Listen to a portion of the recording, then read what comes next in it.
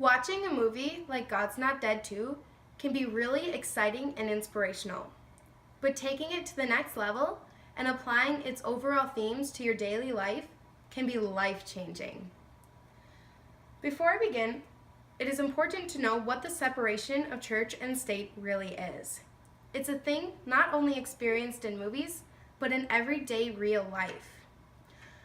I have a friend, and this friend wanted to sing a Christian song at his public school's variety show. The school would not allow him to because of their separation of church and state policy, and it was a Christian song. So my friend and his school fought for a few weeks back and forth, and eventually he stepped down. He agreed to sing a non-Christian song. But minutes before he went up to sing this non-Christian song, he really felt God telling him to sing the Christian song. So he told the school, and they would not give him a microphone. He still went up and sang the song, and he did really well. We both believe that he probably changed a few people's lives for the better because of his song. The separation of church and state is a phrase used by Thomas Jefferson to explain that policy is actually to protect the church from the state, not the state from the church. The First Amendment prevents the government from making laws which prohibit the free exercise of religion. So when my friend's school would not allow him to sing the Christian song at his variety show, they are actually twisting that policy for their benefit. A major overall theme of the movie God's Not Dead 2 was about being an active listener. Grace was being an active listener when she listened to Brooke's questions and answered them respectfully. We need to be like Grace in those circumstances and be an active listener. Oftentimes, people are coming to us because they want to know more about God, but more often than not, they just want us to listen to them. They want an open heart and ears, not an open Bible for us to preach from. Oftentimes, we make assumptions about where people are in their faith. We don't know whether they've read the book cover to cover, or maybe they know nothing about the Bible. We don't know those things until we become an active listener and listen to them. In A Guide to Public Speaking by Quentin Schultz, there was an overall theme of being a servant speaker. Servant speaking traits were displayed very clearly by Grace when she told Brooke about Jesus. In page 77 of Schultz's book, he talks about honest talk. It probably took a lot of confidence for Grace to share her true beliefs to Brooke and her classmates, but she spoke honestly and truthfully when she did.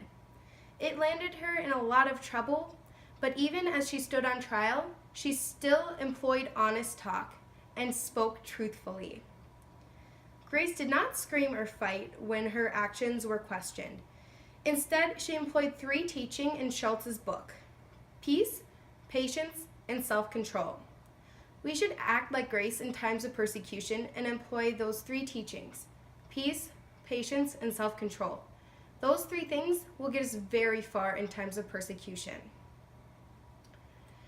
So, what should we do in persecution?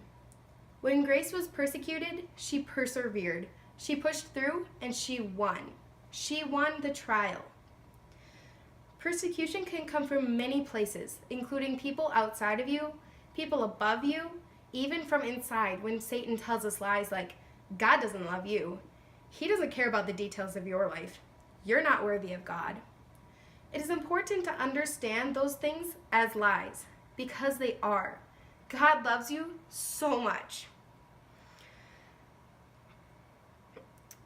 1 Peter 3:15 says, "But in your hearts revere Christ as Lord.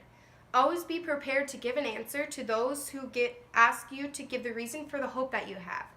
But do this with gentleness and respect." This verse tells us that we need to be able to give answers when people ask us questions. That is why it is important to study the Bible and memorize Bible verses. It is also important that we are not ashamed of our beliefs. Our beliefs are our core values, and it would be silly to be ashamed of our values. Romans 5:3-4 says, "Not only so, but we also glory in our sufferings, because we know that suffering produces perseverance. Perseverance, character, and character, hope. It might sound insane to be happy about suffering, but this verse tells us that it is actually a good thing.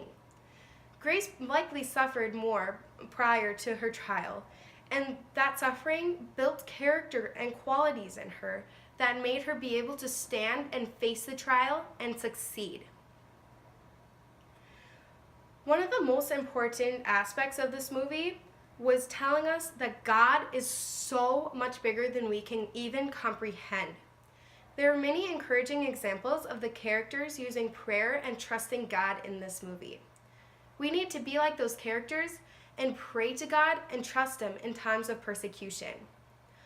Philippians 4:6 says, "Do not be anxious about anything, but in every situation, by prayer and petition, with thanksgiving, present your requests to God."